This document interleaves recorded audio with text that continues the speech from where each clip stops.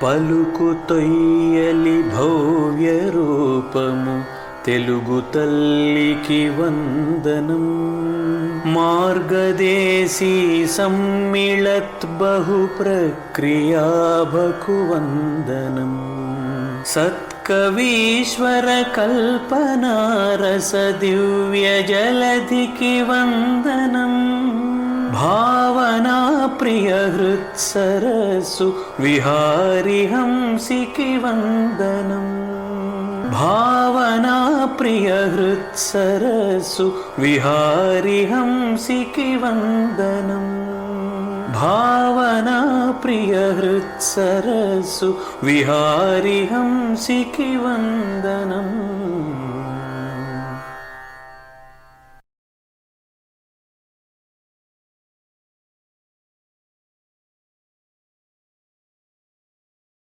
భావనా ప్రియ సాహిత్య వేదిక 263వ శనివారం సాహిత్య కార్యక్రమానికి విచ్చేసినటువంటి అతిథులకు, మన సభ్యులకు, కవులకు అందరికీ కూడా స్వాగతం పలుకుతున్నాం.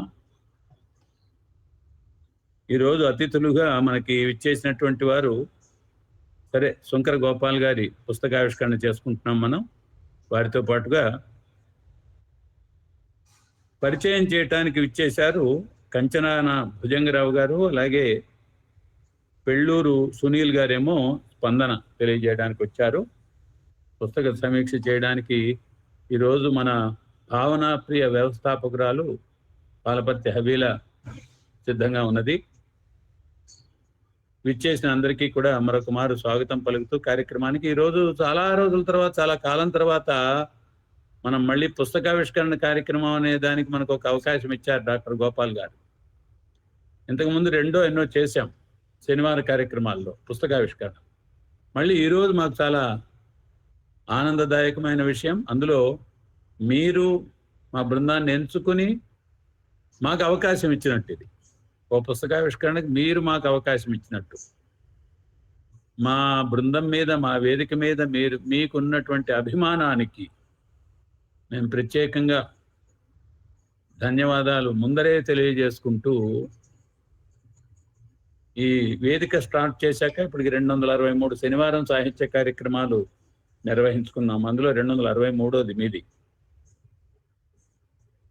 డాక్టర్ శంకర్ గోపాల్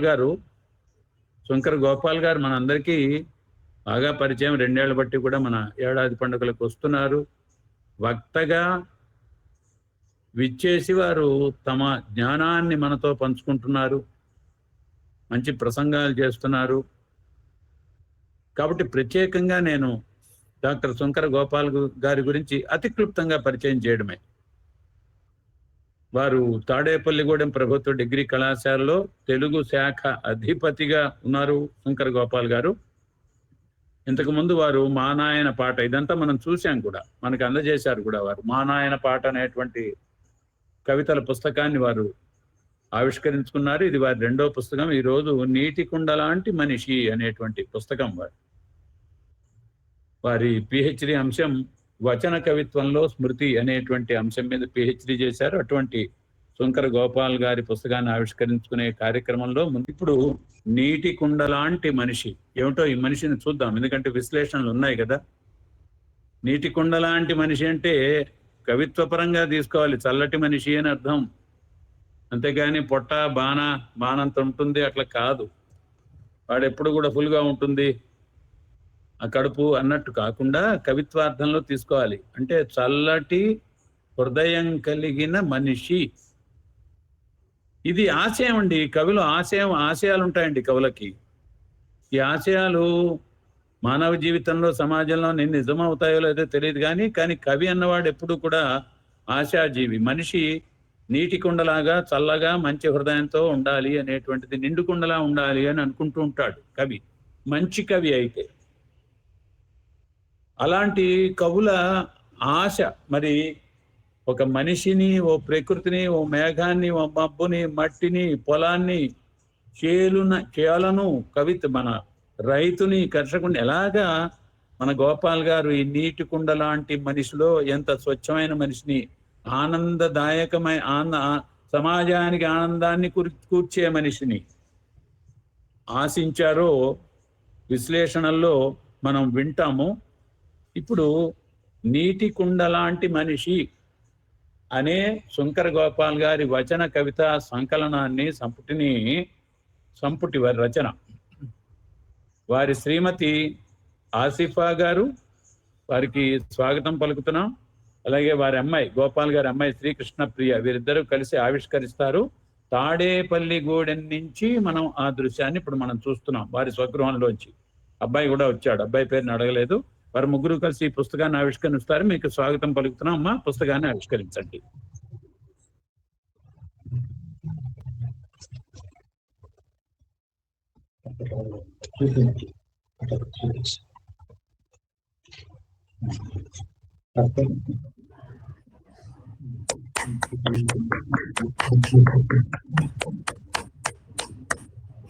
చాలా సంతోషం అమ్మా ఆసిఫా గారు, మీకు ధన్యవాదాలు. కృష్ణప్రియ అండ్ చిరంజీవి గోపాల్ కొడుకు అనమాట, మాస్టర్ గోపాల్. మీ అందరికీ అభినందనలు తెలియజేస్తున్నాం. ధన్యవాదాలమ్మా. అగస్త్య సార్, అగస్త్య, అబ్బాయి పేరు అగస్త్య. అగస్త్య మహాముని పేరు. కోపం వస్తే భస్మం చేస్తాడు. అగస్త్య మంచి పేరు పెట్టారండి, భలే పేరు పెట్టారు. అగస్త్య చిరంజీవికి మంగళాశాసనాలు. మీకు ధన్యవాదాలమ్మా ఆవిష్కరించినందుకు. నీటి కుండ లాంటి మనిషి అనేటువంటి దాంట్లో కూర్చోండమ్మా, కూర్చోండి. ఏమేం విషయాలు ఉన్నాయి, మనిషిని సమాజాన్ని గురించి కవి ఏమి ఆశ్వాసిస్తున్నారు, ఏం కోరుతున్నారు, ఎలాంటి కళలు కంటున్నారు. కళ అనే మాట ఎందుకంటున్నా అంటే కవులకు కళలే ఉంటాయి, మంచి సమాజాన్ని ఆశిస్తారు. అది ప్రాక్టికల్గా అవుతుందా లేదా తెలియదు మనకి. అటువంటి ఆ పుస్తకంలో ఏముందనేది మనం చూద్దాము. ఇప్పుడు ఈ పుస్తకాన్ని ముందుగా పరిచయం చేస్తారు కంచరాన భుజంగరావు గారు. వీరు శ్రీకాకుళం వాసి. ఇప్పటికి వారివి 3 కవితా సంపుటాలు ఆవిష్కారమయ్యాయి.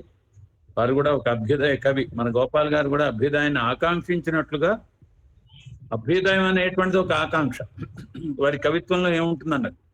అలాగే మన భుజంగరావు గారు కూడా అభ్యుదయ కవి. ప్రభుత్వ పాఠశాలలో ఉపాధ్యాయులుగా పనిచేస్తున్నారు శ్రీకాకుళం జిల్లాలో.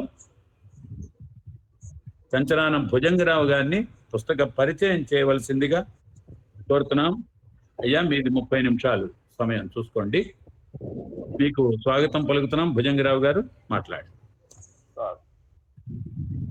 భావన ప్రియ వేదిక బాధ్యులందరికీ పేరు పేరున హృదయపూర్వకంగా నమస్కరిస్తున్నాను. నేను మొదటిసారి ఈ వేదికపై ఆన్లైన్లో హాజరు కావడం, మాట్లాడడం. ఈ సందర్భంగా నీటి కుండ లాంటి మనిషి ఒక అద్భుతమైన కావ్యాన్ని ఈరోజు వెలుగులోకి తీసుకొచ్చినటువంటి మిత్రులు డాక్టర్ శంకర గోపాలయ్య గారికి ముందుగా అభినందనలు, శుభాకాంక్షలు తెలియజేస్తున్నాను. ఈ పుస్తకాన్ని వారి శ్రీమతి పిల్లలు ఆవిష్కరించడం చాలా ముచ్చటగా అనిపించింది. ఈ వేదికలో చాలా మంది ఉద్దండులైన కవులు, పండితులు ఉన్నారు. వారందరికీ మరోసారి వినమ్రంగా నమస్కరిస్తూ, పరిచయం చేసే ఒక అవకాశం వచ్చినప్పుడు డాక్టర్ శంకర గోపాలయ్య గారిని నేను పరిచయం చేయాలన్నప్పుడు నాకు ఒక మనసులో కలిగిన ఆలోచన ఏంటంటే, గత 5-6 ఏళ్లుగా గమనిస్తే తెలుగు నేల మీద అనేక ప్రాంతాల్లో ఆయన ఎన్నో పుస్తకాలను పరిచయం చేశారు, ఎందరో కవుల్ని పరిచయం చేశారు, ఎన్నో సభల్లో మాట్లాడారు. అలాగే కవిత్వాన్ని విశ్లేషించడంలో కానీ, కవిత్వ పుస్తకాలను పరిచయం చేయడంలో కానీ ముద్రపడినటువంటి గొంతు డాక్టర్ గోపాలయ్య గారిది. అలాంటి కవిని ఈ రోజు నేను పరిచయం చేయడం అన్నప్పుడు కొంచెం భయం, కొంచెం ఆందోళన ఉన్నప్పటికీ ఒక ప్రేమ ఏంటంటే, ఉమ్మడిగా ఆయనలాగే నేను కూడా కవిత్వం పట్ల ప్రేమతో ఉండడం, ఆయన కవిత్వాన్ని చూసిన తర్వాత ఇది పరిచయం చేయడం మంచి ఆలోచన అని అనిపించి, మంచి అవకాశం అని కూడా భావించి, ఇంత గొప్ప అవకాశాన్ని ఇచ్చినటువంటి భావనా ప్రియ బాధ్యులు, నేను పేర్లు చెప్తే టైం అవుతుందని చెప్పి అందరికీ పేరు పేరున నమస్కరిస్తూ ఇక కవిత్వంలోకి వెళ్దాం. ఈ నీటి కుండ లాంటి మనిషిని గోపాలయ్య గారు ఈ పుస్తకంలో 49 కవితలు ఉన్నాయి.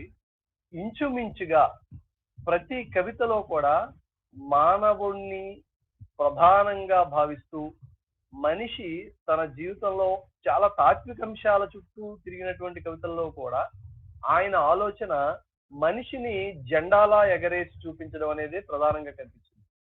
నేను చాలా కవితల్లో ఆ ప్రధానమైనటువంటి ఒక ధారని చూసిన తర్వాత నాకు ఈ కవితల మీద కలిగినటువంటి ఒక అభిప్రాయం ఏంటంటే, ఇది నీటి కుండ లాంటి మనిషి గురించినటువంటి కవిత్వం, నిండు కుండ లాంటి మనిషి గురించినటువంటి కవిత్వం. మేము పల్లెల్లో ఇంకా స్పష్టంగా చెప్పాలంటే నిండుగా బరువుగా ఎప్పుడూ నీళ్లతో ఇంట్లో దాన్ని ఉంచుకుంటారు, గరేకుండ అంటారు దాన్ని, గరేకుండ లాంటి కవిత్వం. అలాగే ఇంకా చెప్పాలంటే ఆకలి తీర్చే కూటికుండ లాంటి కవిత్వం.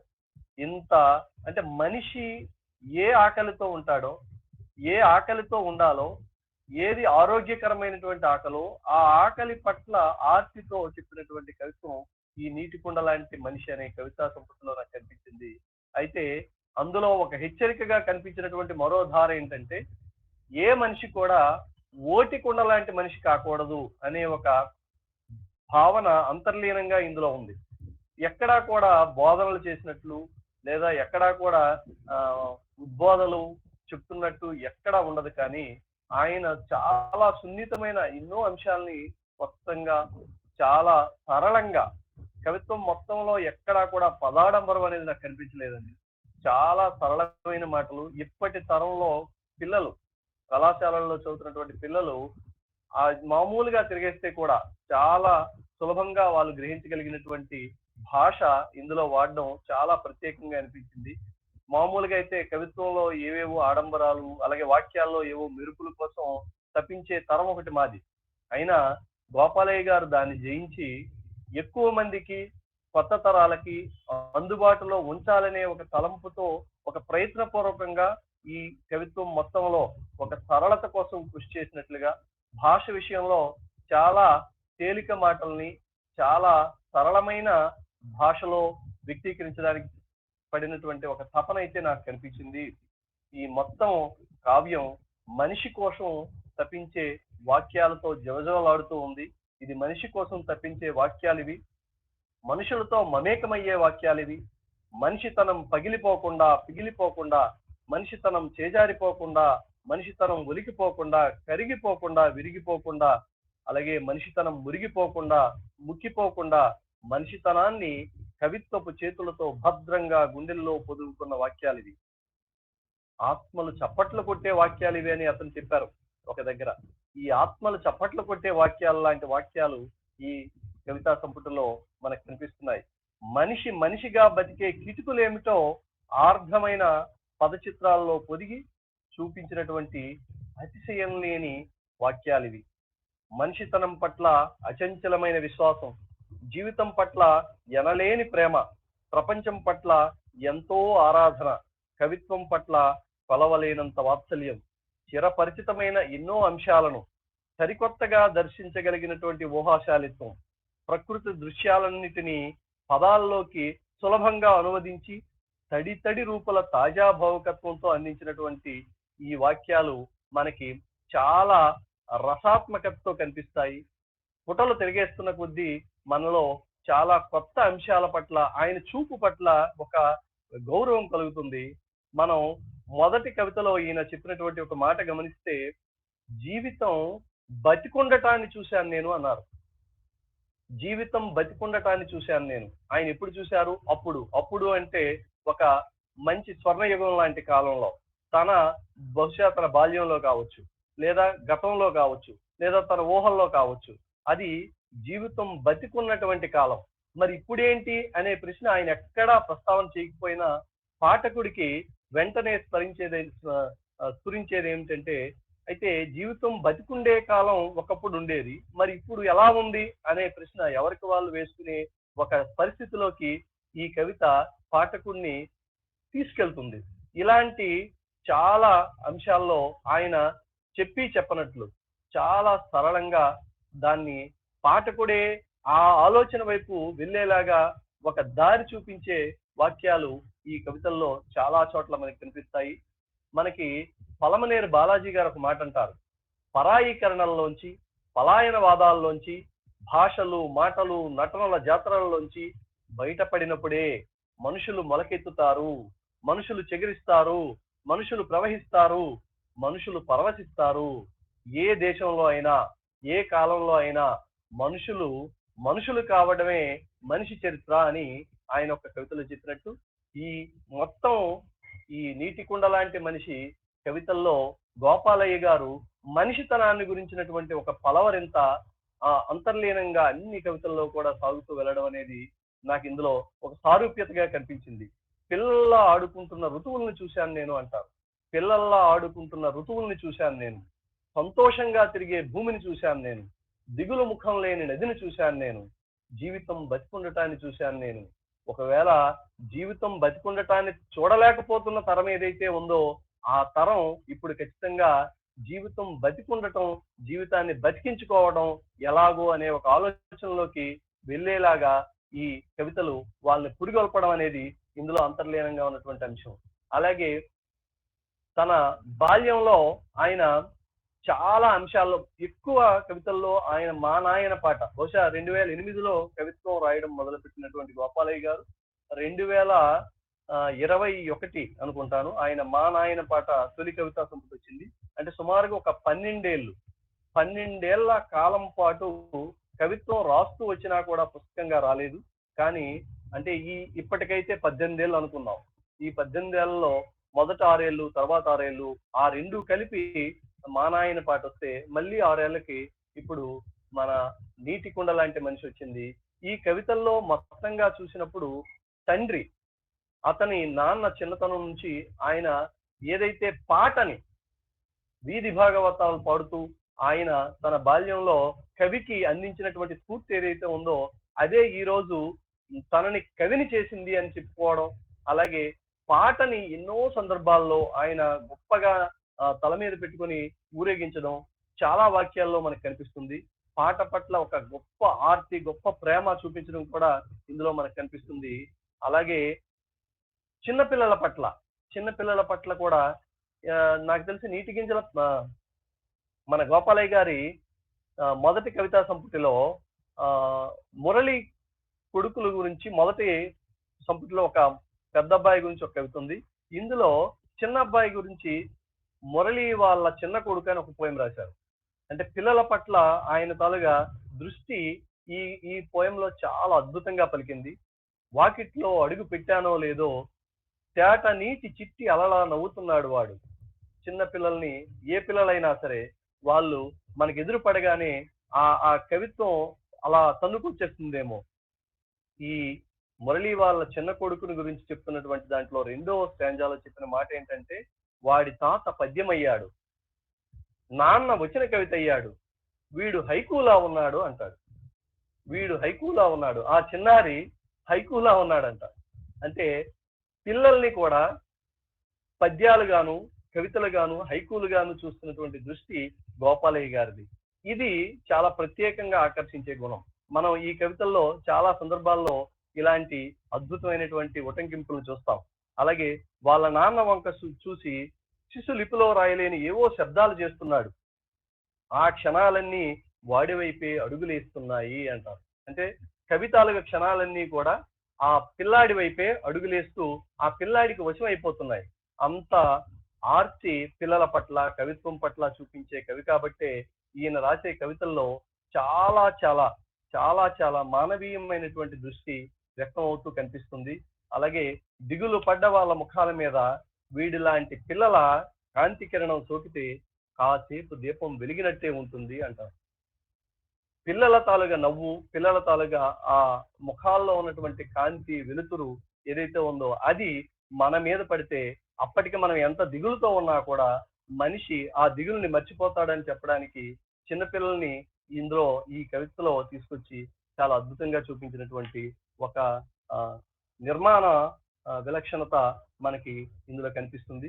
ఇక నీటి కొండ లాంటి మనిషి అనే కవితలో తీసుకుంటే అసలు ఈ నీటి కొండ లాంటి మనిషిని శీర్షిక పెట్టడంలో గోపాలయ్య గారి తాలుగా దృష్టి మతం లేని మనిషి, కులం లేని మనిషి, డబ్బు తెలియని కాలంలో ఉన్న మనిషి, అలాగే అధికారం తెలియని కాలంలో బతికినటువంటి మనిషి, అలాగే పర్యావరణం, అడవి, నీరు, మట్టి, కొండ ఇవన్నీ కూడా ప్రకృతి సిద్ధంగా ఎటువంటి విధ్వంసానికి గురవకుండా ఉన్నప్పుడు అప్పుడు బతికినటువంటి మనిషి ఎలా ఉండి ఉంటాడు అనే ఒక ఊహలోంచి వచ్చినటువంటి కవిత ఈ నీటికొండ లాంటి మనిషి. ఆకాశం వంక ఆశగా చూసి చుక్కలను వెలుగులుగా అందుకున్న మనిషి పిట్టలా ఎగిరే ఉంటాడు, గూడు కట్టి గువ్వలను పిలిచే ఉంటాడు. మతం లేని మనిషి ఎలా ఉండి ఉంటాడు అంటే ఖచ్చితంగా మతం లేని మనిషి, కులం లేని మనిషి, ఆదిమ కాలంలో స్వేచ్ఛగా బతికినటువంటి మనిషి ఆకాశం వంక ఆశగా చూసి చుక్కలను వెలుగులుగా అందుకున్నటువంటి మనిషి అయి ఉంటాడు అని మనిషి పట్ల మొత్తం తన దృష్టి అంతా కూడా, తన ఊహ అంతటినీ కూడా ఇలాంటి అడ్డుగోడలు, అలాగే కంచెలు, ఇలాంటి ఎటువంటి ఆటంకాలు లేకుండా మనుషులు ఒకరితో ఒకరు హాయిగా కలిసిమెలిసి బతికినటువంటి కాలాన్ని గురించినటువంటి ఒక తలపోత, వలపోత ఈ వాక్యాల్లో మనకి నిండుగా కనిపిస్తూ ఉంటుంది. అలాంటి కవితలతో పాటు నేను గమనించినటువంటి మరొక ముఖ్యమైన విషయం ఏంటంటే, గోపాలయ్య గారు తనకంటూ ఒక ప్రత్యేకమైనటువంటి శైలిని నిర్మించుకున్నారు. ఆ శైలికి తార్కాణంగా నాకు ఇందులో ఒక్క మనిషి మాత్రమే, నువ్వు నేను ఒకటే, కొత్త పంచాంగం లాంటి కొన్ని కవితలు గమనించినప్పుడు నాకు ఒక విషయం అర్థమైంది. ఏం చేస్తారంటే ఆయన ఈత రాదేమోనని ఏ చేప నేల మీదకు దూకి ప్రాణం తీసుకోదు అంటారు. ఒక నకారాత్మకమైనటువంటి ఒక స్టేట్మెంట్ తో మొదలుపెట్టి ఎగరడం రాదేమోనని ఏ పక్షి నీటిలో పడి ఊపిరి వదలదు అంటారు. ఆ పూటకింత మేత దొరకలేదని ఏ గాడిద ఉరేసుకోదు అంటారు.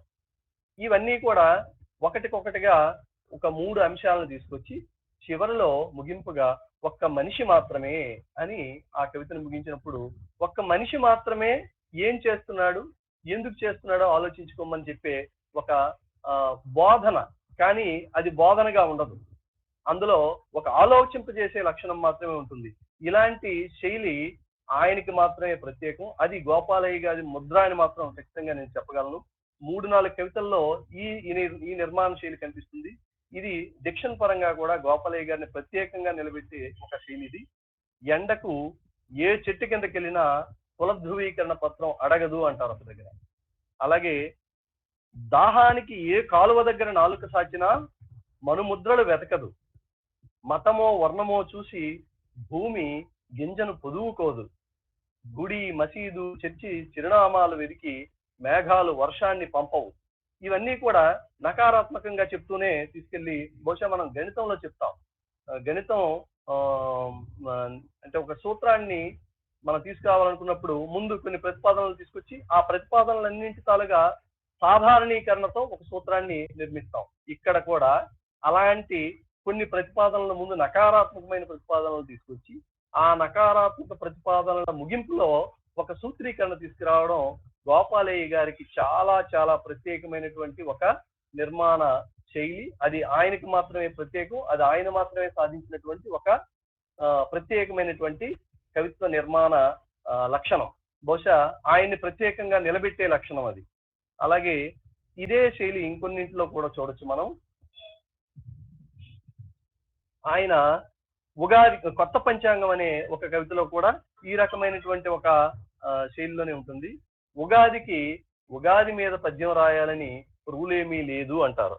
అలాగే పిట్టపాడే పాటకు చెట్టు తల ఊపదు, చెట్టు పూసే పువ్వుకి పిట్ట కవిత్వం చెప్పదు, వసంతం ఒక ప్రారంభం అంటారు. ఇలాంటి నకారాత్మకమైన ప్రతిపాదనల్ని జోడిస్తూ చివరికి మాత్రం వసంతం వసంతాన్ని పొందలేదు, వసంతం వసంతాన్ని పొందలేదు, వసంతం వసంతాన్ని ఆస్వాదించలేదు, వసంతం వసంతాన్ని పొందలేదు, వసంతం వసంతాన్ని ఆస్వాదించలేదు, ఒక్క మనిషి మాత్రమే వసంతాన్ని హృదయంలోకి తీసుకోగలడు అని ముగిస్తారు. ఇలాంటి కొన్ని ప్రతిపాదనలు, సూత్రీకరణలు, ఈ శైలి ఆయన ఒక 4 కవితల్లో ఈ రకమైన నిర్మాణ శైలి నాకు కనిపించింది. ఇది చాలా ప్రత్యేకమైనటువంటి అంశంగా భావిస్తూ ఈ రకమైనటువంటి నిర్మాణ శైలిలో బహుశా నేను ఇంతవరకు వేరే ఏ కవి రాసినట్టు చదవలేదు.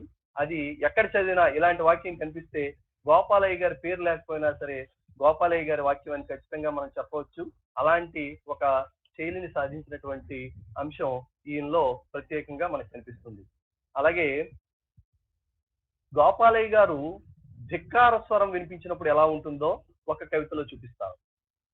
నేనే పాఠం చదవాలో ఏ బొమ్మ గీయాలో నిర్ణయించడానికి సిలబస్ మీ మేనిఫెస్టో కాదు, పార్టీ ముసాయిదా పత్రం కాదు, ఇప్పటికిప్పుడు తొలగించాల్సిన మొట్టమొదటి అధ్యాయం నువ్వే అని చెప్పి ఆయన ఈ మధ్య అంటే గత కొన్నాళ్ళ క్రిందట సిలబస్ కి సంబంధించి డార్విన్ పరిణామ సిద్ధాంతాన్ని పూర్తిగా తీసి పక్కన పెట్టి తర్వాత ఆవర్తన పట్టికను కూడా రసాయన శాస్త్రానికి సంబంధించి ఆవర్తన పట్టికను కూడా తీసి పారేశారు. ఆ తర్వాత కాలంలో మొఘలుల చరిత్రలోంచి ఆ పుస్తకాల్లోంచి తీసి పారేశారు. ఇలాంటి కొన్ని సిలబస్ మార్పులకు సంబంధించి ఒక విద్యావేత్తగా ఒక సిలబస్ రూపొందించే పాఠ్య ప్రణాళిక విభాగంలో ఒక కీలకమైన బాధ్యతల్లో ఉన్న వ్యక్తిగా ఆయన ఈ మార్పుల్ని ఇవి ఎందుకు తీసేస్తున్నారో తెలుసు ఆయనకి. ఇవి ఉండాల్సిన అవసరం ఎంత ఉందో తెలుసు. దీనిలోంచి తను డిలీట్ అనే ఒక కవిత రాసినప్పుడు అసలు ఇవన్నీ కాదు తొలగించాల్సింది, ఎప్పటికిప్పుడు తొలగించాల్సింది ఆ తొలగించాల్సినటువంటి అధ్యాయం ఏదైతే ఉందో అది నువ్వు తప్ప ఈ డార్విన్ సిద్ధాంతం కాదు అని చెప్పడం ఇప్పటి సిలబస్ లో పిల్లలకి ఏదైతే అందాలో అది అందకుండా అడ్డగిస్తున్నటువంటి శక్తుల పట్ల ఒక ఆక్రోశాన్ని అలాగే ఒక తీవ్రమైన ధిక్కారాన్ని ప్రకటిస్తూ 4 అంగుళాల నాలుక మీద రాజ్యమే రుచిముద్రలు వేస్తోంది అని చెప్పడం చాలా గొప్పగా అనిపించింది. 4 అంగుళాల నాలుక మీద రాజ్యమే రుచిముద్రలు వేస్తుంది అంటే ఎవరు ఏ తిండి తినాలో కూడా రాజ్యం నిర్దేశించడం, అలాగే తినే తిండి పట్ల జోక్యం అనేది నిజానికి అనవసరం. దాన్ని ప్రధానమైనటువంటి వార్తాంశంగా తీసుకొచ్చి అవసరమైనటువంటి అంశాలను మరుగుపరుస్తూ పోవడం, ఇలాంటి అంశాల పట్ల చాలా జాగరూకుతున్నటువంటి కవిగా ఈ గుండ్రంగా ఉన్న భూమిని బల్లపరుపుగా వాక్యం చేయమంటోంది అని చెప్పడం, ఇలాంటివి ఆయన పరిశీలనలో చాలా గొప్పగా పలికినటువంటి వాక్యాలు. గుండ్రంగా ఉన్న భూమిని బల్లపరుపుగా వాక్యం చేయమంటుంది. ఇది ఎప్పుడో పూర్వం భూమి అసలు సూర్యుడనే ఒక నక్షత్రం చుట్టూ తిరుగుతుందని తెలియని కాలంలో చెప్పినటువంటి ఒక అంటే వైజ్ఞానికతకి దూరంగా ఉన్నటువంటి కాలంలో ఏ ఆలోచనలు అయితే ఉన్నాయో వాటి వైపు మళ్ళీ ఇప్పటి తరాలని నెట్టివేయడం అనే ఒక స్పృహలోంచి గుండ్రంగా ఉన్న భూమిని బల్లపరుపుగా వాక్యం చేయమంటుందని చెప్పడం అనేది నేను భావిస్తూ ఈ పాదాలు నావే గాని అడుగులు మాత్రం రాజ్యం వేయమంటోంది అని చెప్పి చాలా స్పష్టంగా డిలీట్ అనే కవిత సిలబస్ మార్పులకు సంబంధించి చాలా అద్భుతమైనటువంటి కవిత ఆయన రాశారు. అలాగే గోపాలయ్య గారి బలం, గోపాలయ్య గారి వాక్యంలో ఉన్నటువంటి ప్రత్యేకత, గోపాలయ్య గారి చూపులో ఉన్నటువంటి ఏదైతే ప్రధానమైన అంశం ఉందో అది జీవకాంతి కవితలో బాగా పలికింది. ఇది నా తాలూగా అంచనా. ఎందుకంటే ఆయన జీవితాన్ని ఒక ఉత్సవంగానే చూస్తున్నారు. అలాగే చాలా కవితల్లో బతుకు పట్ల ఆర్తుంది. అలాగే ఇక్కడ ఏవైతే ఈ మనిషికి అందుబాటులో ఉన్నటువంటి వనరులు సహజ సిద్ధంగా దఖలపడినటువంటి భూమి, నీరు, గాలి, నిప్పు, అగ్ని, ఆకాశం ఇలాంటి సహజమైనటువంటి ఈ భౌతికమైనటువంటి వనరులు ఏవైతే ఉన్నాయో వాటిని ఒక అతిథిగా వచ్చే మనిషి అతిథిగా వాటిని అనుభవించినంత వరకే తప్ప వాటిని ఎవరు పట్టుకుపోలేరు కదా, మోసుకుపోలేరు కదా అన్న ఒక మన పురాతన తాత్వికతలోంచి మాట్లాడినటువంటి సందర్భాలు ఇందులో కొన్ని వాక్యాల్లో కనిపిస్తాయి. అయితే అలాంటి ఆ మనిషి ఈ భూమి మీద ఉన్నంత కాలం ఎట్లా ఉండాలి అంటే జీవకాంతి అనే కవితలో చెప్పినట్లు 4 దిక్కుల్లోనూ జీవకాంతి వెలుగుతున్నట్లు, మేఘం చినుకులతో చిటికలు వేస్తున్నట్లు చాలా ఆనందంగా గడపాలని చెప్పి ఒక భావన. ఇందులో కవిత్వం పరంగా చూసినప్పుడు ఆయన అసలు మేఘం చిటికలు వేస్తే ఎట్లా ఉంటుంది, మేఘం చిటికలు వేస్తే ఆ చిటికలు ఏ రూపంలో ఉంటాయి, మేఘం చిటికలు వేస్తే ఆ చిటికలు చినుకుల్లా ఉంటాయి అని చెప్పి ఒక కొత్త ఊహ చేయడం. మామూలుగా అయితే మేఘం, చినుకులు, వర్షం ఇదంతా మనకి తెలిసిన విషయమైనా కవి చూపులో మేఘం చిటికలు వేయడం అన్నమాట ఆయన తాలుగా చూపులో ఉన్నటువంటి ప్రత్యేకతకి నిదర్శనంగా కనిపిస్తుంది. అలాగే పైన ఎగురుతూ పోతున్నటువంటి పక్షుల గుంపుని ఆయన ఎలా చూస్తున్నారో చూద్దాం. పచ్చదనాన్ని పాటగా గూట్లోకి తీసుకెళ్తున్నాయి పక్షులు అంటారు ఆయన. పచ్చదనాన్ని పాటగా గూట్లోకి తీసుకెళ్తున్నాయట పక్షులు. అసలు పక్షులు ఎక్కడుంటే అక్కడ పాటలు ఉంటాయి. పక్షులు పచ్చదనంలోనే గూడు కట్టుకుంటాయి. ఈ రెండింటినీ మేళవించి ఆ రెండు అంశాలని జోడించి పైన పోతున్నటువంటి పక్షుల గుంపు పచ్చదనాన్ని పాటగా గూట్లోకి తీసుకెళ్తున్నాయని చెప్పడం ఆయన చూపులో ఉన్నటువంటి ప్రత్యేకత. ఇలాంటి చాలా అంశాలు మనం మామూలుగా చూసే, సామాన్యంగా చూసే అనేక అంశాలని ఆయన కెమెరా కన్ను చాలా ప్రత్యేకమైన దృష్టితో చూసి మనకి చాలా ఆశ్చర్యపరిచే వాక్యాలుగా ఇందులో కనిపిస్తూ ఉంటుంది. అలాగే ఖాళీ అనే ఒక కవిత ఒక అద్భుతమైనటువంటి కవిత. ఇందులో ఆయన ఎప్పుడు ఉపన్యాసాల్లో చెప్పే ఒక మాట ఉంది, మనిషి మార్కెట్ అయ్యాడు, బతుకు సంత అయింది అంటారు. అంటే మొత్తం కమాడిటీ, మనమంతా కూడా మన వ్యాపారపరం అయిపోయాము. మనుషులు అనే వాళ్ళు అసలు మార్కెట్ మాయాజాలం ఆయన చాలా వేదికల మీద చెప్పిన ఈ కవితలో ఆయన చెప్పినటువంటి మాట ఏంటంటే, మనం మాల్స్ కి వెళ్తే మామూలుగా అయితే విడివిడిగా చూస్తే ఆ మాల్స్ కి వెళ్ళే వాళ్ళు అనేక మతాల వాళ్ళు ఉంటారు, అనేక కులాల వాళ్ళు ఉంటారు. కానీ మాల్కి వచ్చినప్పుడు వాళ్ళందరిది ఒకటే కులం. ఏంటంటే వినియోగదారులం. మనమంతా కూడా కేవలం అవతల మార్కెట్ ఏదైతే ఉందో ఆ మార్కెట్ కి మనం బానిసలం, ఆ మార్కెట్ కి మనం వినియోగదారులం, ఆ మార్కెట్ అవసరాలకి మనం సరుకులం అని చెప్తూ, మాల్స్ నిండా మతాలు లేని సమాజం కనిపించినా అందరిలో సరుకుతనమే వికసిస్తోంది. మాల్స్ నిండా మతాలు లేని సమాజం కనిపించినా అందరిలో సరుకుతనమే వికసిస్తోంది. మేకలను మచ్చిక చేసుకున్నట్టే మార్కెట్ అంట మనుషుల్ని మచ్చిక చేసుకుంటుంది. మేకల్ని మచ్చిక చేసుకుంటారు దేనికోసమో మనకు తెలుసు. మరి మార్కెట్ మనుషుల్ని మచ్చిక చేసుకొని ఏం చేస్తోంది? మనుషుల్ని పూర్తిగా బలి చేయడానికి సిద్ధపరుస్తోంది. ఇలాంటి ఒక దృష్టితో చెప్పినటువంటి పోగేసుకున్న వస్తువులు, పంచుకున్న వినియోగపు భాష, మెరిసిపోయే క్షణాల మధ్య అల్లాడి ఆరిపోయే జీవితం ఇది అంటారు. పోగేసుకున్న వస్తువులు, పంచుకున్న వినియోగపు భాష, మెరిసిపోయే క్షణాల మధ్య అల్లాడి ఆరిపోయే జీవితం. మనం నిత్యము ఈ క్రెడిట్ కార్డులు లేకపోతే ఫెస్టివల్స్, ఏం ఫెస్టివల్స్ అంటే వాటిని షాపింగ్ కోసమని ప్రత్యేకంగా ఆన్లైన్ షాపింగ్ లో ఊరికే ఏదో మన రిపబ్లిక్ డే రోజు భారీ సేల్ అని పెడతారు, డిస్కౌంట్లు అని పెడతారు. ఈ భాష అంతా కూడా ఒకప్పుడు మనది కాదు. మార్కెట్ ఇప్పుడు నిర్దేశించిన తర్వాత పోయింది. మనం ఆ భాషకి పూర్తిగా సొంతం చేసుకొని ఆ భాషలోనే కొట్టుకుపోతున్నటువంటి పరిస్థితి.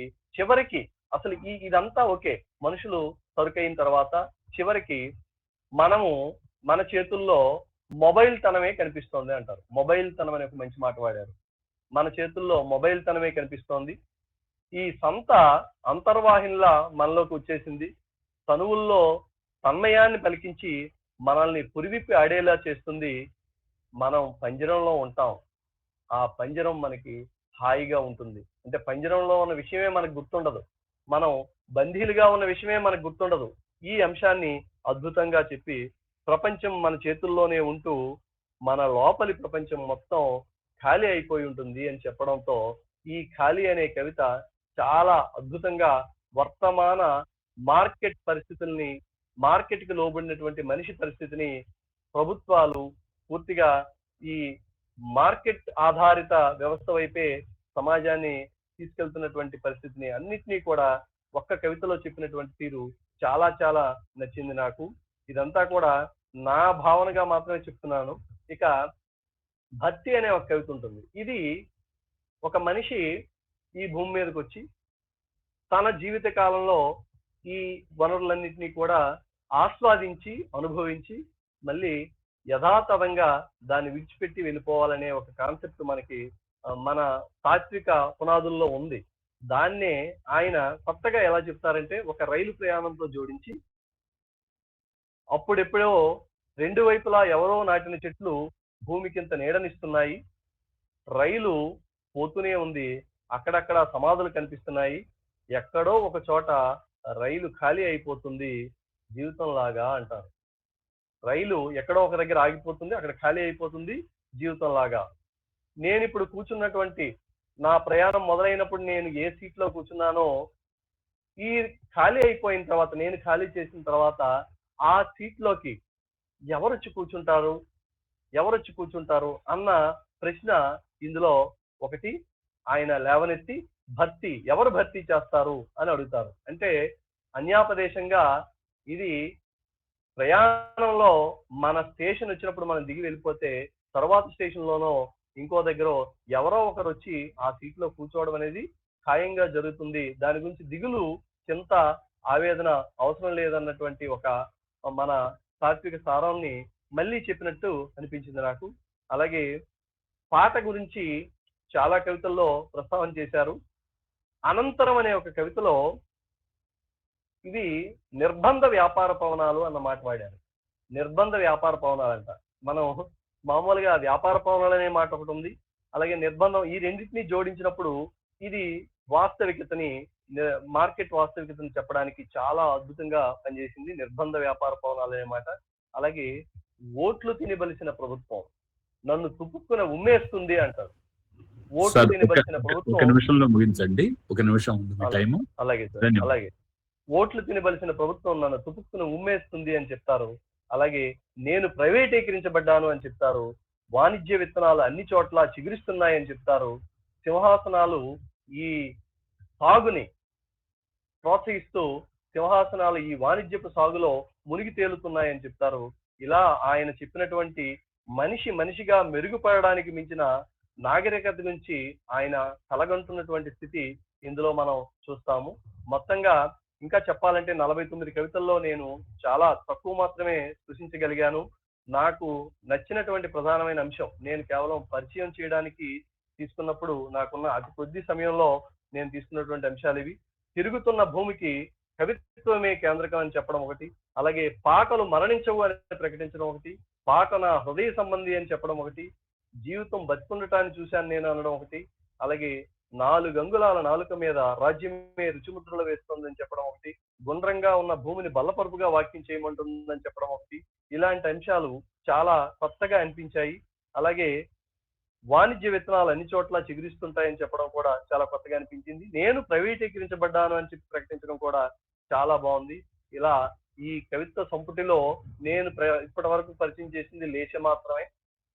కొత్త తరాల వాళ్ళకి చాలా సులభగ్రాహ్యంగా ఉండేలాగా నిర్వహించినటువంటి ఈ కవిత్వం అందరికీ చేరాలని చెప్పి కోరుకుంటూ, ఇంత మంచి కవిత్వాన్ని అందించినప్పటికీ నేను ఇంకా పూర్తి స్థాయిలో పరిచయం చేయలేకపోయాననే భావిస్తూ, మరో అవకాశం వస్తే తప్పకుండా నేను మిగతా అంశాల మీద చర్చించుకునే ఒక అవకాశం కోసం ఎదురు చూస్తూ, ఇంత గొప్ప అవకాశం ఇచ్చిన భావనాప్రియ సాహిత్య సంస్థ వారికి ధన్యవాదాలు తెలియజేస్తూ, నన్ను ఈ కార్యక్రమానికి ఇన్వైట్ చేసినటువంటి, అలాగే ఇందులో భాగస్వామ్యం చేసినటువంటి గోపాలయ్య గారికి, ఇతరుల మిత్రులకు మరోసారి ధన్యవాదాలు తెలియజేస్తూ నమస్కారం, సెలవు. చాలా బాగా చెప్పారండి భుజంగరావు గారు. మీది పరిచయమే కదా, పరిచయం కాబట్టి ఎప్పుడు పరిచయం సమగ్రంగా ఉండదు. 49 కవితలు గోపాలయ్య గారిది భాష చాలా బాగుంటుంది, భావం చాలా లోతుగా ఉంటుంది. మనం ఎప్పుడు కూడా పరిచయం అనేది, సమీక్ష అనేది ఇన్ బ్రీఫే తప్ప సమగ్రం ఎప్పుడు ఉండదు. మీరు ఒక వ్యాసం తీసుకున్నా వ్యాసం కూడా సమగ్రంగా ఉండదు, మనం ఎవరు రాసినా అది పరిచయం వరకే వస్తుంది. చాలా చక్కటి విషయాలు చెప్పారు. మానవత్వం జెండాగా గోపాల్ గారు కవిత్వాన్ని ఆవిష్కరించారు అనే మాట చెప్పారు. అంటే ఈ కవిత్వం అంతా కూడా మానవుడే కేంద్రం.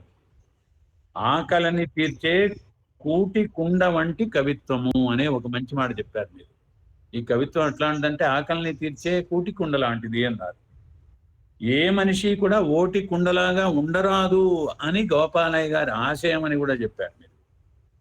జీవితం బతికుండే కాలం చూశాను, చాలా ఒక మంచి అద్భుతమైనటువంటి వాక్యం ఇది, కొటేషన్ అన్నమాట. జీవితం బతికుండే కాలం చూశాను అనేటువంటి గోపాలయ్య గారి వాక్యాన్ని ఉట్టంకించారు. అనేక విషయాలు దీని చుట్టూ అల్లి మీరు చెప్పారు.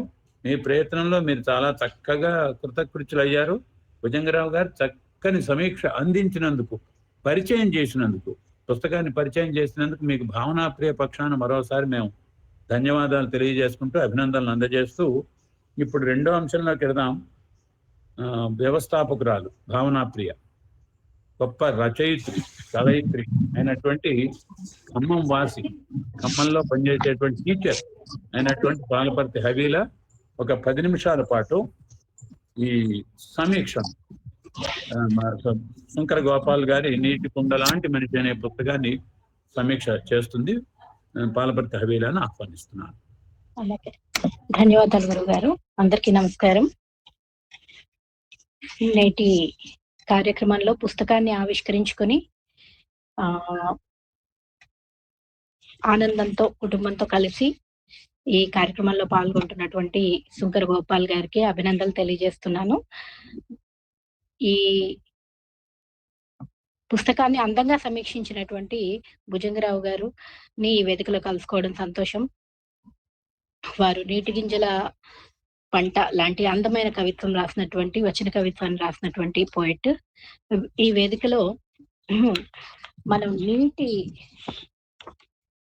నీటి కుండ లాంటి మనిషి అనేటువంటి శంకర గోపాలయ్య మాస్టర్ గారి 2వ వచన కవిత సంపుటిని వింటున్నాం. ఇక్కడ నీటి కుండ లాంటి మనిషి అన్నారు గోపాలయ్య గారు.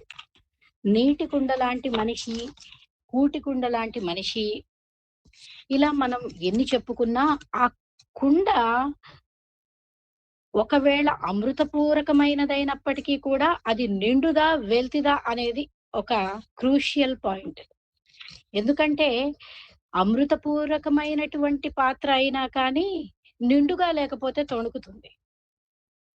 తొణకని కుండగా ఉండాలి అంటే నీటి కుండ అయినా అమృత కుంభమైనా ఏదైనా కూడా నిండుగా ఉండడం అనివార్యం.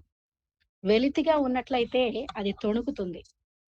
సరే, వారి కవితా పంక్తుల్లోకి వెళ్తే ఆ నిండుకుండా, సగం ఉన్నకుండా, వెలితికుండా ఇవన్నీ సాక్ష్యాలు చెప్పి రుజువుపరుస్తూనే ఉంటాయి. కాబట్టి చాలా అందంగా రాయబడినటువంటి కవిత్వాన్ని ఒక నిర్ణీతమైన కాలంలో సమగ్రమైనటువంటి సమీక్ష చేయడం ఎవరి వల్ల కాదు. కాబట్టి కొన్ని కవితా వాక్యాల్ని, కొన్ని కవితా పంక్తుల్ని, వారి హృదయంలో నుండి ఉప్పొంగినటువంటి కవిత్వాన్ని మనం స్పృశిస్తూ పెడితే అప్పుడు అనేది మొట్టమొదటి కవితగా ఉంది. అప్పుడు అనేటువంటి మొట్టమొదటి కవితలో కొన్ని కవితా వాక్యాలు చూస్తే, ఊడలు ఊడలుగా దిగిన మర్రి చెట్టు కింద నీడ మత్తుగా నిద్రపోతుంది అంట. నీడ కింద ఏవైనా జీవులు నిద్రపోతాయి, లేదా నీడ కింద ప్రకృతి సేద తీరుతుంది. కానీ దానికి ఒక విభిన్నమైనటువంటి అభివ్యక్తి యొక్క వైచిత్రి ఏమిటి అంటే, ఊడలు ఊడలుగా దిగిన మర్రి చెట్టు కింద నీడ మత్తుగా నిద్రపోతుంది అన. నీడ నిద్రపోవడం ఉంది కదా, ఇక్కడ అది కవిత్వం అయిపోయింది. నీడ కింద దూడ నిద్రపోతుంది అన్నారనుకోండి, గోడ పక్కన దూడ ఉంది, దూడ నీడలో ఉంది, దూడ కింద పేడ ఉంది. ఇలాంటి కవిత్వాలు మనం చూస్తూ ఉంటాం కదా. అలా కాకుండా నీడయే మత్తుగా నిద్రపోతుంది చెట్టు క్రింద అనడం సాధారణమైనటువంటి, అత్యంత సాధారణమైనటువంటి వాక్యాలకి కవిత్వం అనేటువంటి కిరీటాన్ని పెట్టినటువంటి నైపుణ్యం, నేర్పరితనం, తెలివిడితనం ఇక్కడ ఆ పంక్తుల్లో వెలువడుతూ కనిపిస్తుంది, అందంగా నవ్వుతుంది. తరువాత ఏ గోడకు గడియారాలు లేవు, దారుల్లో ప్రమాద హెచ్చరికలు లేవు, పిల్లల్లా ఆడుకుంటున్న ఋతువుల్ని నేను చూశానంటారు కవి. ఈ ఋతువులు పిల్లల్లా ఆడుకుంటున్నాయి, ఓకే, ఇది సాధారణమైనటువంటి ఎక్స్ప్రెషన్. కానీ అసలు గోడ గడియారాల ప్రస్తావన ఎందుకు చేశారు ఋతువుల గురించి మాట్లాడుతున్నప్పుడు అంటే, ఆ ఋతువులు వస్తాయి పోతాయి, ఎవరు పిలిచారని వస్తాయి? సరే, కోయిలమ్మ పిలిచింది, నెమలి నాట్యమాడి పిలిచింది, ఇలాంటి కవి సమయాలు మనకి ఉండనే ఉన్నప్పటికీ ఏ టైంకి వస్తాయి అనేటువంటి ప్రశ్న వేసుకుంటే, అసలు అదే సమయానికి ఎలా వస్తాయి అంటే, మనకి ప్రకృతికి లేదా భూమికి, భూ దిగంతాలకి ఆ నిలువుగా పెట్టబడిన గోడలు ఎక్కడా లేవు, ఆ గోడలకి తగిలించినటువంటి గడియారాలు ఎక్కడా లేవు. కానీ ఆ ఋతువులు బెల్ కొట్టినట్లు వేళకొచ్చేస్తున్నాయి.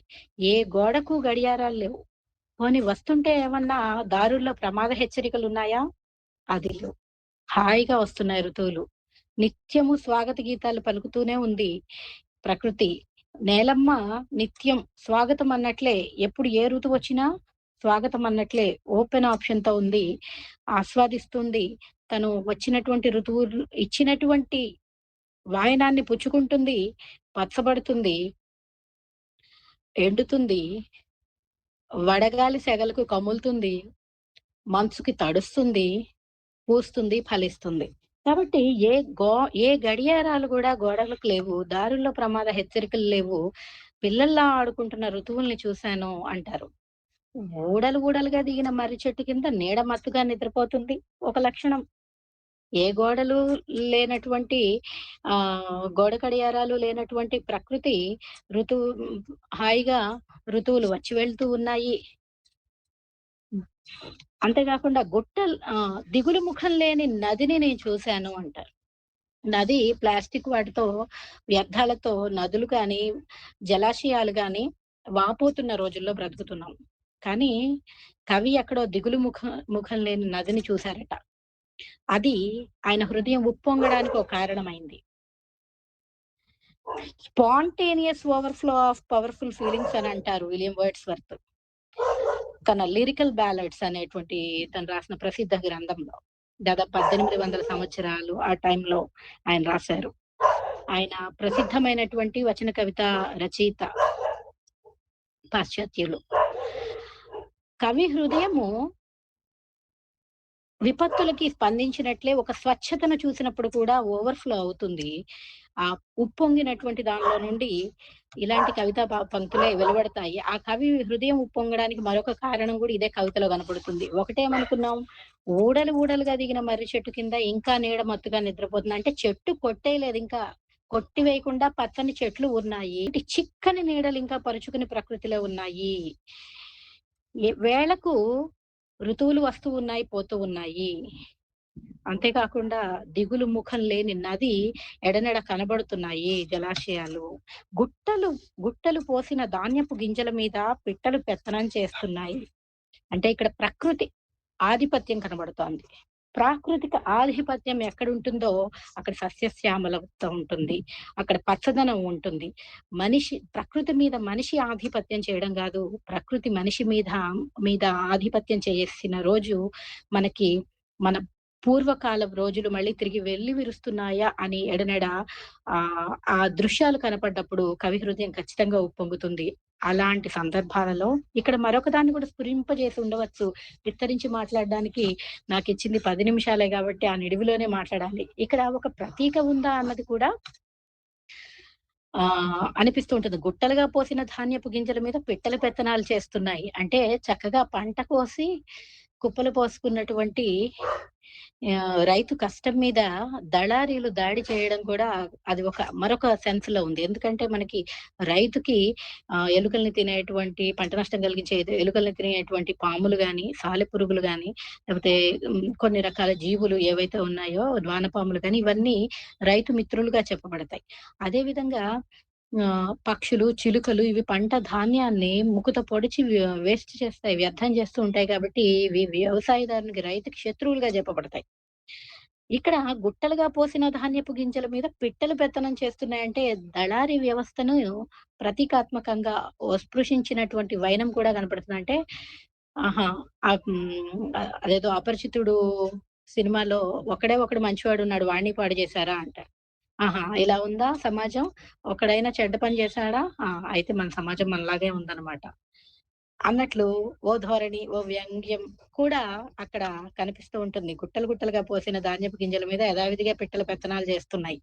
ఓకే, జీవితం బతికుండడం నేను చూశాను. బ్రతుకులో కష్టము ఉంటుంది కదా, సుఖము ఉంటుంది కదా. కాబట్టి పచ్చదనము, సస్యశ్యామలమే కాకుండా ఓ పెత్తందారి తనము అన్నింటికంటే మిన్నగా మనం కవి హృదయానికి మించి అతి విశ్లేషణలు చేసుకుని తాపి పనులు చేసుకునే కంటే కూడా ఇక్కడ హాయిగా గుట్టలుగా పోసిన ధాన్యపు గింజల మీద పిట్టలు పెత్తనాలు చేస్తున్నాయి అనేటువంటి మాటను ప్రాకృతిక ఆధిపత్యం అనేటువంటి అర్థంలో తీసుకుంటేనే మరింత సౌందర్యంగా నప్పుతుందని నేను అనుకుంటున్నాను.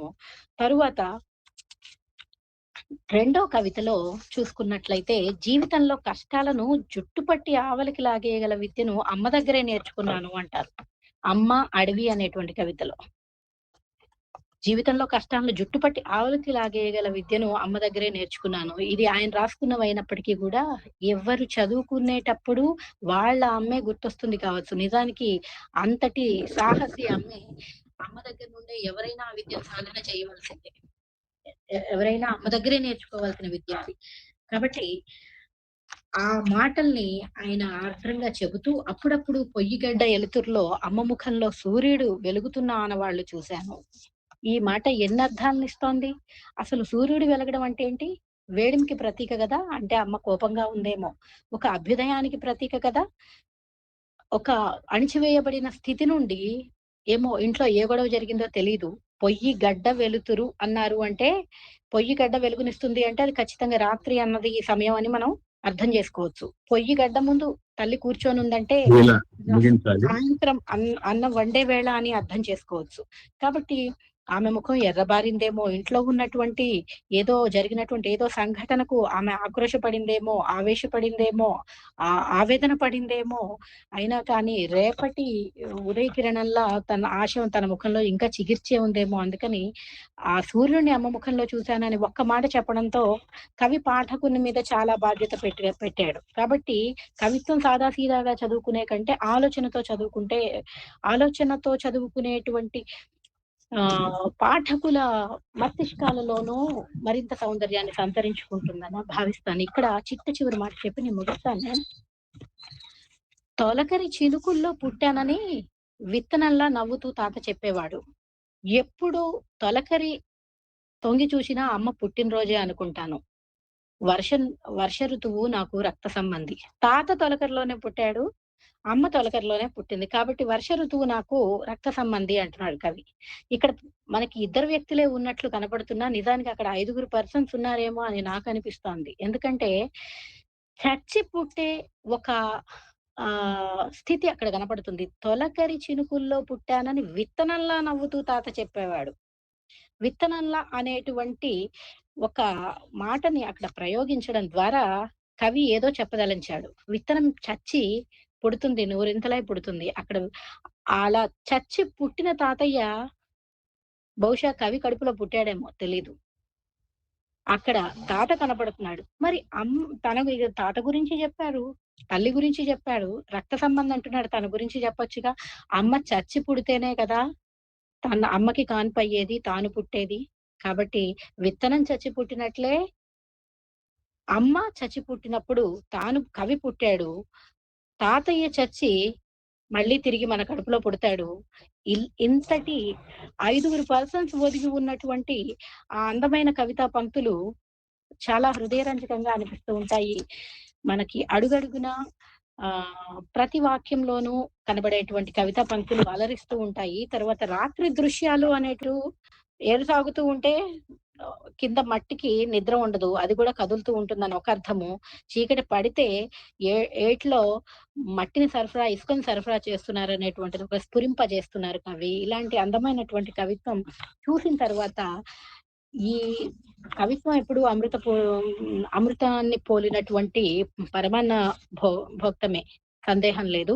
కాబట్టి మనకి ఇందాక మనం స్పృశించుకున్నటువంటి ఆ కుంభం ఎలాంటి కుంభము అంటే తొణకనటువంటి కవిత్వంగా శంకర గోపాలయ్య గారి కవిత్వం నిండుగా కనిపిస్తోంది.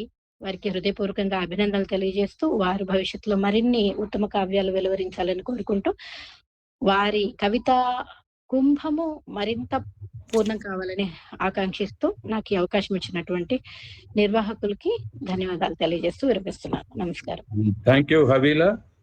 నీటి కుండ నిండుకుండ కావాలి అనేటువంటి ఆకాంక్ష, అలాగే జీవితం కూడా నిండుకుండలా ఉండాలి అనే ఆకాంక్ష, ఊడలు మర్రి చెట్టు కింద నీడ మొత్తుగా ఊడల ఛాయలో అనేటువంటి గొప్ప కవితా పంక్తులను ఉట్టంకిస్తూ, ఋతువులకు గోడ గడియారాలు లేవనేటువంటి ఒక బలమైనటువంటి వ్యక్తీకరణను ఇచ్చేస్తూ, చాలా చక్కటి క్లుప్త టైం కాబట్టి చక్కటి సమీక్ష చేసింది హవీలా, అభినందనలు తెలియజేస్తూ, పోతే పిట్టలు దళారులు ప్రతీక అంత అది కాదేమో అని అనుకుంటున్నాను.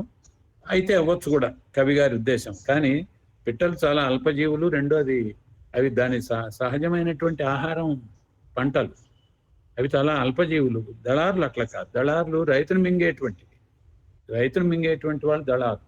కాబట్టి అది ప్రత్యేక కాదేమో అనుకున్నాను. ఏమో మేబీ సమీక్షకురాలు చెప్పింది, కవి చెప్పింది కూడా అదేమో తెలియదు నాకు. చాలా చక్కటి సమీక్ష చేసిన హవీలాకి అభినందనలు తెలియజేస్తూ, ఇప్పుడు ఆత్మీయ వాక్కు డాక్టర్ పెళ్ళూరి సునీల్ గారు, వీరు హై స్కూల్లో తెలుగు టీచర్గా పనిచేస్తున్నారు. దీర్ఘ కవితలపై పరిశోధన చేశారు. ఒకసారి ఇదివరకు మనకి చెప్పారేమో, నెల్లూరు జిల్లా కోటలో ఉంటారు వీరు. ఒకసారి మనకి ప్రసంగం చెప్పారేమో అని లీలగా గుర్తు. డాక్టర్ పెళ్ళూరు సునీల్ గారిని ఒక 10 నిమిషాల్లో ఆత్మీయ వాక్కుని అందించవలసిందిగా కోరుతున్నాను. సభాయే నమః. భావనా ప్రియ మిత్రులందరికీ కూడా శుభ సాయంత్రం. మాస్టర్ గారు చెప్పినట్లు నేను దీర్ఘ కవితా వికాసం గురించి భావనా ప్రియలో ఒకసారి ప్రసంగం చేసి ఉన్నాను. ఇలాంటి ఉత్తమమైనటువంటి కార్యక్రమాలు నిర్వహిస్తున్నటువంటి భావనా ప్రియకు అభినందనలు తెలియజేస్తూ, గోపాల్ రాసిన పుస్తకం గురించి ఆత్మీయంగా 4 మాటలు మాట్లాడమని నాకు చెప్పారు. గోపాల్ నాకు ఆత్మీయుడు, మిత్రుడు. ఎప్పటి నుంచో ఇద్దరం కవిత్వం కాకముందు నుంచే మా పరిచయం. ఒక్కో అక్షరాన్ని కూడా తీసుకొని, ఒక్కొక్క పదబంధాన్ని కూర్చుకొని, ఒక్కొక్క వాక్యాన్ని అల్లుకుంటూ ఒక కవితగా ఆవిష్కరించే క్రమంలో గోపాలు చూచినటువంటి నిమ్నోన్నతాలన్నీ కూడా నాకు బాగా పరిచయమే. అందువల్లనే బహుశా నాకు ఈ ఆత్మీయ పలుకులు పలికే అవకాశం ఇచ్చారేమో అని చెప్పి నేను అనుకుంటూ ఉన్నాను. మొదటి కవితా సంపుటితో గొప్ప పేరు సంపాదించి సమకాలీన వచన కవుల్లో బలమైన స్వరంగా ఆవిర్భవించిన వాడు డాక్టర్ శుంకర గోపాలయ్య.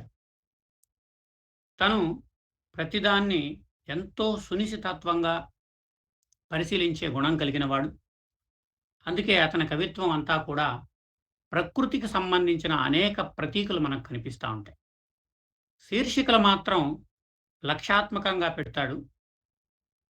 లోపల కవిత్వంలో మాత్రం ప్రతీకాత్మకంగా పదాలు వేసుకుంటూ వెళ్తాడు.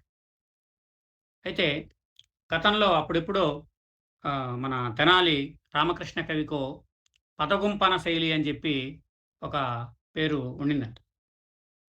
అట్లా ఇప్పుడు ఆధునికంలో చాలా తక్కువ మందికి అలా పదాలు ఒకదాని వెంట ఒకటి దొర్లుకుంటూ ముందుకు రాగలిగినటువంటి శైలి పాత రోజుల్లో శ్రీశ్రీకి, కొంతమంది విరసం కవులకి ఉంటే, ఇప్పట్లో నిర్మోహమాటంగా మనం చెప్పుకోవచ్చు గోపాల్కి ఆ కవితా లక్షణం అలవడింది. అయితే ప్రకృతిలోంచి మనం ఇంకా ఏమి నేర్చుకోవాలి? ఎప్పటి నుంచో ఆదిమ కాలం నుంచి, లేకపోతే నన్నయ్య దగ్గర నుంచి సాహిత్యం విషయానికి వస్తే ఇప్పటిదాకా అందరూ ప్రకృతి గురించి, ప్రకృతి నుంచి నేర్చుకోవాల్సినటువంటి విషయాన్ని గురించి చెప్తూ ఉన్న క్రమంలో ఇంకా ప్రకృతిని పట్టుకొని ఏం వేలాడాలి అని ఆలోచిస్తే, మనిషి ప్రకృతిలో ఉన్నంత కాలం ప్రకృతిని చూసి నేర్చుకోవాల్సిందే. ప్రకృతిలో మనం కలిసిపోయేంత వరకు కూడా, ప్రకృతిలో పుట్టి ప్రకృతిలో మనం తిరిగి కలిసిపోయేంతవరకు కూడా ప్రకృతిని మనం గమనిస్తూ ఉండాల్సిందే. దాన్ని మనల్ని మనం సానబెట్టుకోవడానికి, మన వాక్కును సానబెట్టుకోవడానికి, మన మనసుల్ని సానబెట్టుకోవడానికి, మన బుద్ధిని సానబెట్టుకోవడానికి ఆకురాయి లాంటి విషయం ఏదన్నా ఉంది అంటే అది ప్రకృతి కవిత్వం. గోపాలు చెప్పేటువంటి ఏ విషయం కూడా అయోమయంగా ఉండదు. ఏదో ఒక విషయాన్ని మొదలుపెట్టి ఇంకొక విషయంలోకి శాఖ సంక్రమణం జరిగినట్లుగా ఉండదు. సూటిగా, స్పష్టంగా గుణపాన్ని నేలలో గుచ్చితే ఎక్కడ పాతుకోవాలనో గుచ్చేటువంటి చెయ్యికి తెలుసు, దిగబడే గుణపానికి తెలుసు. అట్లాగే గోపాలు చెప్పేటువంటి కవిత ఎక్కడికి చేరుకోవాలో, ఏ లక్ష్యాన్ని ఛేదించాలో ఖచ్చితంగా తెలిసినటువంటి వాడు గోపాలయ్య. ఆ కవితకు బుల్లెట్టుకున్నటువంటి ఆ వేగం, ఆ సునిశ్చితత్వము కవితలకు ఉన్నటువంటి అక్షరాల్లో మనకు కనిపిస్తూ ఉంటుంది. తర్వాత నిర్మొహమాటంగా ఏదైనా, ఏ వస్తువునైనా అంటే ఒకరి మెప్పు కోసమో, ఎవరో ఏదో అనుకుంటారనో చెప్పేటువంటి విధానంగా కాకుండా, మనసు స్పందించినప్పుడు లోకంలో జరుగుతున్న అనేక అన్యాయాల్ని చూస్తూ అందరిలాగానే పెదవి విరిచేసి, పక్కన తిట్టుకొని, అందరి ముందు చప్పట్లు కొట్టే బాపతు కాదు మేము. కాబట్టే ఇంతటి బలమైన వాక్యాల్ని రాయగలిగాడేమో అని చెప్పి నాకు అనిపిస్తూ ఉంటుంది.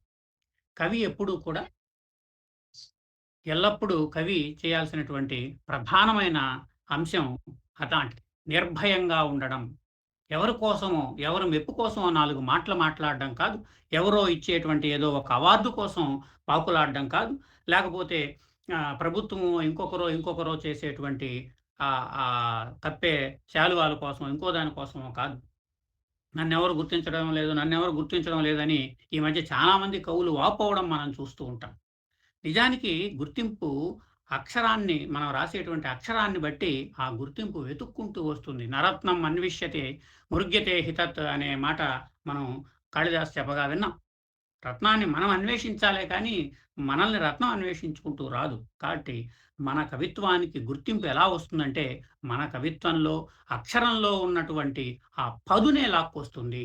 పదును కలిగిన అక్షరాలని రాసినప్పుడు ఆ గుర్తింపు వస్తుంది. అందులో ఇప్పుడు తరంలో మా మిత్రుడు గోపాలయ్య ఉన్నాడు అని చెప్పడానికి నేను చాలా గర్వపడుతూ ఉంటాను. ఎందుకంటే పదునైన వాక్యాలు రాయడానికి చాలా గట్స్ ఉండాలి. ఆ మాట వాడాలి మనం. గట్స్ అనే మాట ఈరోజు వాడాలి. ఇప్పుడు సమీక్షకులు హవీలా గారు కానివ్వండి, భుజంగరావు గారు కానివ్వండి, చెప్పినటువంటి మాటలన్నీ నేను మళ్ళీ ఇప్పుడు తిరిగి చెప్పను. నాకు ఇచ్చిన ఆత్మీయమైనటువంటి వాక్యాలు చెప్పమనే కాబట్టి ఒక్క కవితను మాత్రం ఇక్కడ ఉటంకించి నేను సెలవు తీసుకుంటాను, మాస్టర్ అనుమతిస్తే. చెట్టు చెట్టు రాజుకోవాలా అన్న ఒక కవితను మనం తీసుకున్నట్లయితే, రాత్రి అడవి కంటి ముందే నిలబడింది. గాయపడ్డ అడవిలో కొండల మీద నుంచి కన్నీటి జలపాతం. అడవి మీద ఆవరించిన మేఘాలు రక్తపు రంగు తేలి కట్లు కట్టిన గాయాల్లా ఉన్నాయి. కట్టెల మోపు కట్టినట్లు మూటల మూటల్లా ప్రాణాలు. ఇట్లా మొదలవుతూ ఉంటుంది. అడవిలో ఈనాడు ఏం జరుగుతూ ఉంది? మనం ఇంట్లో కూర్చున్నాం, ఫ్యాన్ కింద కూర్చున్నాం, ఏసీ కూర్చున్నాం, లేకపోతే ఏదో ఇందాక మాట్లాడుకున్నట్టు ప్రకృతి ఒళ్ళో కూర్చున్నాం. మనం హాయిగా ఉన్నాం. చిన్ని నా బొజ్జకు శ్రీరామ రక్ష అన్నట్టు మనం హాయిగానే ఉన్నాం. కానీ మన చుట్టూ ఉన్న ప్రపంచం ఏం జరుగుతోంది? అడవిలో ఏం జరుగుతోంది? ఆదివాసీ బిడ్డలు ఎట్లా ఇబ్బంది పడుతూ ఉన్నారు? అసలు ప్రపంచంలో అభివృద్ధి ముసుగులో ఎలా ఇబ్బంది పడుతూ ఉంది దేశం? అట్లాగే వ్యక్తులు ఏ విధంగా ఇబ్బంది పడుతుంది చూడండి. అడవి మీద ఆవరించిన మేఘాల్లోట రక్తపు రంగు తేలి కట్టుకట్టిన గాయాల్లా ఉన్నాయి. గాయానికి మనం కట్టుకట్టినప్పుడు రక్తం కాస్త బయటకు వచ్చి అక్కడక్కడ ఎరుపు దారలు, మనం దాంట్లో ఏదో టించరో ఏదో మందు వేస్తారు. దానికి కొంచెం నలుపు రంగు చారలు ఉంటాయి. మొత్తానికి తెలుపు కట్టు ఉంటుంది. దీన్ని ఆకాశంలో ఉండే మేఘానికి ప్రతీకింపజేశారు కవి. అంటే అడవి మొత్తం కూడా ఎట్లా ఉంది అంటే దుఃఖభరితంగా ఉంది. అడవి దోచుకోబడుతూ ఉంది. అడవి బిడ్డలు దోచుకోబడుతున్నారు. ప్రజల కోసం అడవిలోకి వెళ్ళినటువంటి బిడ్డలు కూడా అన్యాయంగా చంపివేయబడుతూ ఉన్నారు. ఇట్లా అనేకమైనటువంటి అర్థాలు దీంట్లో వస్తూ ఉంటాయి. బిడ్డల్ని కోల్పోయిన అడవి గొంతెత్తి ఏడుస్తున్న తల్లిలా ఉంది. అది ఎంత గొప్పదైనటువంటి మాట చెప్పారు. బిడ్డల్ని కోల్పోయిన అడవి గొంతెత్తి ఏడుస్తున్న తల్లి. బిడ్డ కోల్పోతే ఏ తల్లైనా మామూలుగా ఉండదు, చాలా దుఃఖవ్యక్తంగా ఉంటుంది. పుత్ర దుఃఖంతో నిరంతరం అన్న మాట మనం వింటూ ఉంటాం. అలాగా అడవిని కోల్పోవడం, ఈనాడు అడవిలో ఉన్నటువంటి బిడ్డల్ని కోల్పోవడం, మనిషిని కోల్పోవడం, ఇవన్నిటినీ కూడా కవి ఎంతో సునిశ్చితత్వంగా పరిశీలించి అక్షరాల రూపంలో మనకు నీటి కుండ లాంటి మనిషి అనేటువంటి దీంట్లో ఈ చెట్టు రాజుకోవాలంటే అడవిలో ఉన్నటువంటి మనిషి, ఇప్పుడు మనమంతా కూడా జనారణ్యంలో ఉన్నాం. మనం ఊరకే ఉంటే జరగదు. మనం రాజుకోవాలి, ప్రశ్నలు సంధించాలి. మనం ఏంటో లోకానికి చాటి చెప్పాలి. కనీసం మన నిరసన గళాన్ని వినిపించడానికి 4 అక్షరాలైనా వాళ్ళ ముఖాన వెయ్యాలి. కవిగా ఆ పని కూడా చేయకపోతే, ఎంతసేపు భజన కవిత్వమే రాసుకుంటూ పోతే అది బాగుంది, ఇది బాగుందని, కవిగా ఆధునిక కాలంలో కవిగా జీవించే అర్హత నువ్వు కోల్పోయినట్టే అంటాను నేను. కనుక అంతటి బలమైన వ్యక్తీకరణ కలిగిన కవి నా మిత్రుడు ఈరోజు నీటికొండ లాంటి మనిషి అనే పుస్తకాన్ని వెలువరించినందుకు అతనికి అభినందనలు తెలియజేస్తున్నాను. అందరూ నీటికొండ లాంటి మనుషులుగా తయారు కావాలి. దాహం తీర్చేటువంటి మనిషిగా తయారు కావాలి. నిలబడాలి. కుండ పగిలిపోతుంది, మనిషి పగిలిపోతాడు. ఎప్పటికైనా కుండ మట్టి అయిపోవాల్సిందే, మనిషి మట్టి అయిపోవాల్సిందే. ఈ మట్టి అయిపోయే ఈ మధ్యలో కుండ 10 మందికి దాహం తీర్చినట్టు ఈ మనిషి కూడా నలుగురికి ఉపయోగపడాలి అన్న అద్భుతమైన సందేశాన్నిచ్చే శీర్షికను పుస్తకానికి పెట్టడం కూడా అద్భుతంగా ఉంది. ఈ కార్యక్రమాన్ని చక్కగా నిర్వహిస్తున్నటువంటి చక్రవర్తి మాస్టర్ బృందానికి ధన్యవాదాలు తెలియజేస్తూ, నాకు ఈ అవకాశం ఇచ్చినందుకు ధన్యవాదాలు తెలియజేస్తూ ముగిస్తున్నాను. స్వస్తి. సునీల్ గారు, చాలా చాలా సంతోషం, ధన్యవాదాలు మీకు. ముఖ్యమైన విషయం ఏంటంటే, హైలైట్ అందరూ తెలుసుకోవాల్సింది, అవార్డులు, రివార్డులు, సత్కారాల కోసం కవిత్వం రాయవద్దు. రెండోది, నాకు ఈ అవార్డు రాలేదు, ఆ సత్కారం జరగలేదని చింతించరాదు. చాలా ముఖ్యమైన విషయం. మనందరం గోపాల్ గారి కవిత గురించి చెప్పే విషయం చాలా స్పష్టంగా, నిర్మోహమాటంగా చెప్తారు. ఇది కవిత్వానికి చాలా అవసరం అండి, చాలా అవసరం. ఇంకో విషయం చెప్పారు, కవిత్వంలో, గోపాల్ గారి కవిత్వంలో శాఖా సంక్రమణం ఉండదు అనేటువంటిది. అది ఉండదు, తిరగడం ఉండదు. ఇంకో విషయంలోకి, ఒక విషయంలోంచి ఒక విషయం చెప్పదలిచినది ఖచ్చితంగా లక్ష్యాన్ని చేరుకుంటుంది. ఇవన్నీ కవిత్వంలో ఉండాల్సినటువంటి ఉత్తమ లక్షణాలు. ఇవన్నీ కూడా గోపాల్ గారి కవిత్వంలో ఉన్నాయని చెప్పారు సునీల్ గారు. సునీల్ గారికి మరోసారి ధన్యవాదాలు తెలియజేసుకుంటూ, ఇప్పుడు శంకర్ గోపాల్ గారు ధన్యవాదాలు, స్పందన తెలియజేస్తారు. అనంతరం ఒక 2-3 స్పందనలు ఉంటాయి. ఇప్పుడు ముందుగా చక్కటి కవితలు రచించినటువంటి నీటికొండ లాంటి మనిషి అయినటువంటి డాక్టర్ శంకర గోపాల్ గారిని సమస్పందన ఒక 2-3 minutes లో, 3 నిమిషాల్లో తెలియజేస్తుందిగా కోరుతున్నాను. అందరికీ నమస్కారం. వాళ్ళ భావనా ప్రియ కుటుంబ సభ్యులు, అలాగే నా ఆత్మీయ మిత్రుల మధ్య ఆన్లైన్లో ఈ పుస్తకాన్ని ఆవిష్కరణ చేసుకోవడం చాలా సంతోషం ఉంది. ఆ పుస్తకాన్ని పరిచయం చేసిన భుజంగరావు గారికి, ఆత్మీయ ప్రసంగంలో నా ఆత్మను పట్టించిన మా సునీల్కి, అలాగే ఒక 2 కవిత. పలుకు తొయ్యలి భవ్య రూపము తెలుగు తల్లికి వందనం. మార్గదేశీ సమ్మిళత్ బహు ప్రక్రియాభకు వందనం. సత్కవీశ్వర కల్పనారస దివ్య జలధికి వందనం. భావనా ప్రియ హృత్సరసు విహారి హంసికి వందనం. భావనా ప్రియ హృత్సరసు విహారి హంసికి వందనం. భావనా ప్రియ హృత్సరసు విహారి హంసికి వందనం.